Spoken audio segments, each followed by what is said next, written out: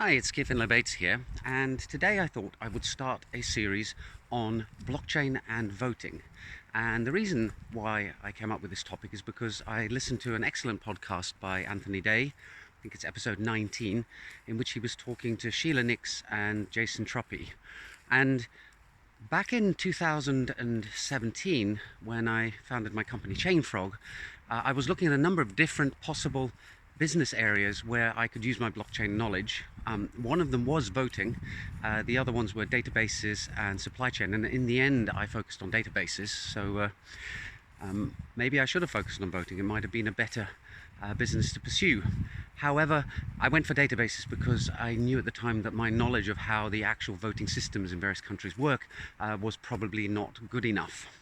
Now, since then we had the UK referendum to remain or leave the EU, and I actually got stung by that because I didn't get my act together, and by the time my ballot papers arrived I would have had to have couriered them back to the UK at great cost in order to vote, so I didn't, and in hindsight I wish I had.